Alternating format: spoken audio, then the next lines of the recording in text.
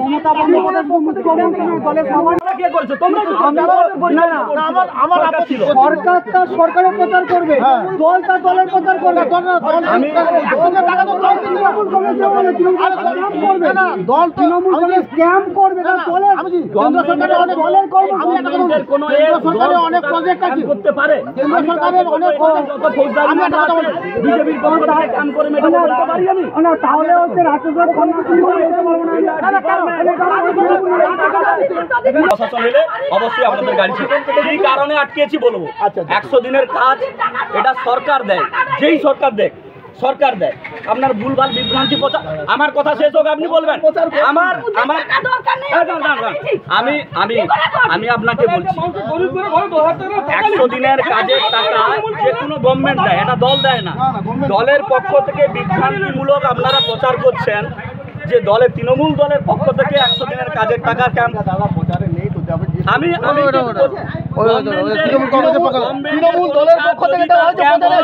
সরকারি ভাবে ক্যাম্প করবে, কোন দলের পক্ষ তৃণমূল দল 100 দিনের টাকা দেয়?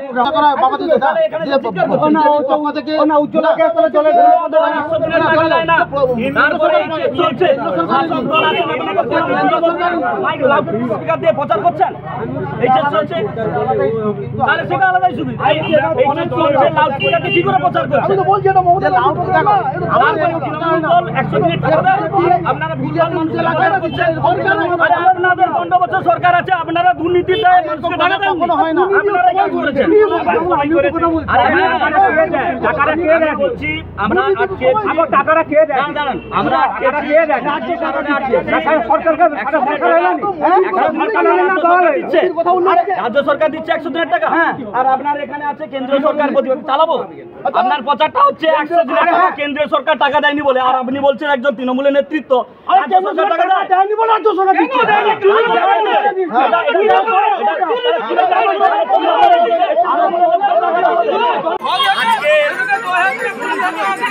ক্যাগ রিপোর্ট বলছে, ক্যাগের রিপোর্ট বলছে সরকার দেয় না, এই টাকা দল দেয় না, সরকার দেয়।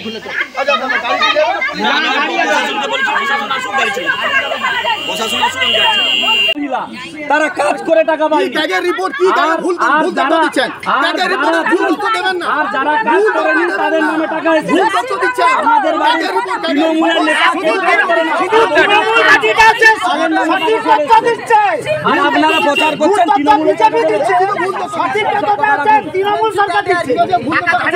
হ্যাঁ শোনা, আমরা শোনা আছে, শোনা আছে। উচ্চ মাধ্যমিকের পরে হবে মাঠ প্রচার, উচ্চ মাধ্যমিকের পরে বাচ্চা সব পড়ছে। আমি প্রশাসনকে বলি তার গভর্নমেন্ট তার প্রচার করছে, তৃণমূলের সরকার চলছে, সমর্থন নিয়ে তৃণমূল প্রচার করবে নাকি বিজেপি প্রচার করবে নাকি? আরে তৃণমূল দলের পয়সায় না পাবলিকের পয়সায়? আরে পাবলিকের পয়সায় চলছে সরকার না তৃণমূল দলের পয়সায় চলছে? বলুন, সরকারটা তৈরি করতে তৃণমূল 100 দিনের টাকা তৃণমূল দল দেবে না গভর্নমেন্টের ট্যাক্সের টাকা সরকার দেবে? রাজ্য সরকার দেবে, রাজ্য সরকার, মমতা বন্দ্যোপাধ্যায় মুখ্যমন্ত্রী, সে দিচ্ছে। আপনি রাজ্য সরকারের যেমন একজন নাগরিক, এই রাজ্যের আমিও নাগরিক, এত বঞ্চিত আপনার। আজকে এই মোহাম্মদপুর অঞ্চলে আমরা হঠাৎ শুনলাম তৃণমূল দলের পক্ষ থেকে ক্যাম্প করা হচ্ছে, 100 দিনের টাকা দেওয়া হবে। আমরা নাগরিক হিসাবে প্রথমত আমরা এই গাড়িটা আটকাই দুটো কারণে।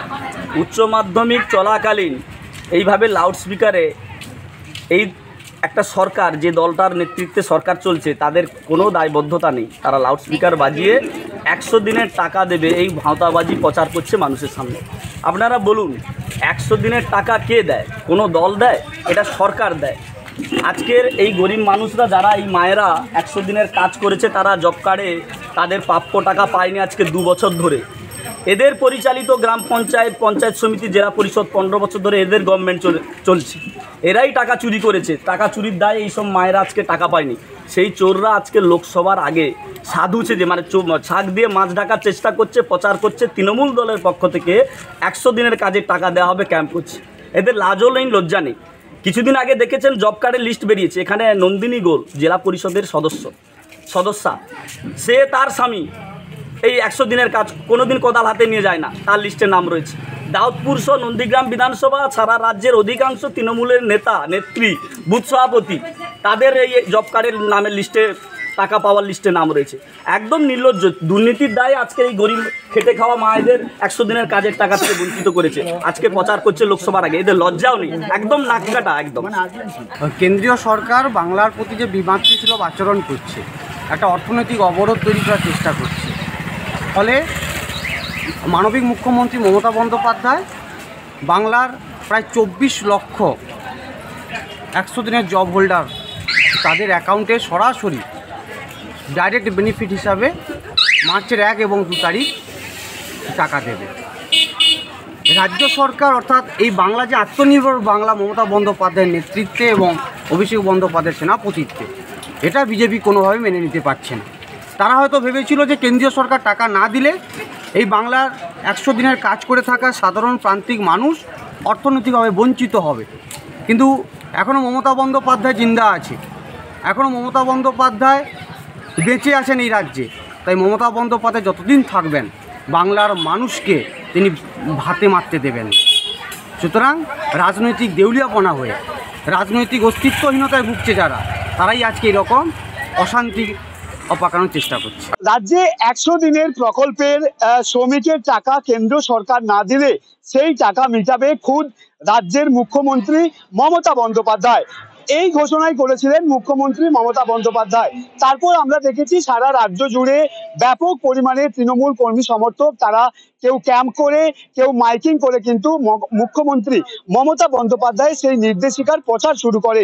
ঠিক সেই রকমই রাজ্যের পাশাপাশি নন্দীগ্রামেও কিন্তু মুখ্যমন্ত্রী মমতা বন্দ্যোপাধ্যায়ের এই 100 দিনের প্রকল্পের টাকা দেওয়াকে কেন্দ্র করে কিন্তু মাইকিং শুরু করেছিল নন্দীগ্রাম 1 নম্বর ব্লকের তৃণমূল সভাপতি বাপ্পাদিত্য গড়গই। এই মাইকিং এর প্রচার যখন নন্দীগ্রামের মোহাম্মদপুরে পৌঁছায়, ঠিক তখনই দেখা যায় সেখানকার বিজেপি কর্মী সমর্থক নন্দীগ্রাম 1 নম্বর মণ্ডলের বিজেপি সভাপতি ধনঞ্জয় ঘোড়ার নেতৃত্বে কিন্তু ব্যাপক পরিমাণে বিজেপি কর্মী সমর্থক তারা তৃণমূলের এই মাইকিং প্রচারকে কিন্তু আটকে দেয়। বিজেপির যেটা দাবি ছিল যে যেহেতু এইচএস পরীক্ষা চলছে, সেক্ষেত্রে লাউড স্পিকারে মাইকিং বাজিয়ে এই প্রচার বন্ধ করতে হবে। এই দাবি নিয়ে বিজেপি যখনই মাইকিং এর কাছে পৌঁছায় তখনই আমরা দেখতে পাই যে তৃণমূল এবং বিজেপির দুই দলের মধ্যে ব্যাপক পরিমাণে একটা রাজনৈতিক উত্তেজনা তৈরি হয়। তারপরেই কিন্তু নন্দীগ্রাম জুড়ে একাধিক তৃণমূল এবং বিজেপি কর্মী সমর্থক সেই জায়গায় জড়ো হয় এবং দু দলের মধ্যে ব্যাপক পরিমাণে বচসা শুরু হয়। আমরা জানি যে নন্দীগ্রাম ইতিমধ্যে একটা রাজনৈতিক উত্তপ্ত জায়গা, সেই জায়গায় তৃণমূলের মাইকিং প্রচারকে যথেষ্টই খারাপভাবে নিয়েছিল স্থানীয় বিজেপি নেতৃত্বরা। কারণ তাদের দাবি ছিল যে যেহেতু এইচএস পরীক্ষা চলছে, সেক্ষেত্রে লাউড স্পিকারে মাইকিং বাজিয়ে এই প্রচার বন্ধ করতে হবে। এই দাবি নিয়ে যখনই তৃণমূলের মাইকিং এর সামনে বিজেপি কর্মী সমর্থকরা পৌঁছায়, তারপরে কিন্তু তৃণমূল এবং বিজেপির মধ্যে ব্যাপক পরিমাণে একটা রাজনৈতিক উত্তেজনা দেখা যায় এবং তৃণমূল সভাপতি বাপ্পাদিত্য গড়গই যেটা দাবি করছেন যে আমরা মুখ্যমন্ত্রী মমতা বন্দ্যোপাধ্যায়ের নির্দেশে 100 দিনের কর্মীদের টাকা দেওয়ার জন্য মাইকিং চালাচ্ছিলাম, সেই সময়ই বিজেপি কর্মী সমর্থক তারা এসে আমাদের মাইকিং এ বাধা দেয়। তবে বিজেপির যেটা দাবি যে এইচএস পরীক্ষা যেহেতু চলছে, সেখানে নন্দীগ্রামের একাধিক ছাত্রছাত্রী তারা এইচএস পরীক্ষা দিচ্ছেন, তৃণমূলের এই মাইকিং এর ফলে কিন্তু তাদের পড়াশোনার ক্ষেত্রে একটা ব্যাপক পরিমাণে ক্ষতি হতে পারে। এই দাবিকে নিয়ে কিন্তু তারা তৃণমূলের যে মাইকিং প্রচার, সেই প্রচারকে কিন্তু আটকে দেয়। তারপরেই দেখা যায় নন্দীগ্রাম জুড়ে তৃণমূল এবং বিজেপি দুই রাজনৈতিক কর্মী এবং সমর্থকদের মধ্যে কিন্তু রাজনৈতিক উত্তেজনা চরম পর্যায়ে পৌঁছায়। পূর্ব মেদিনীপুর তমলুক থেকে চন্দন সেনাপতি, আজ তাক বাংলা।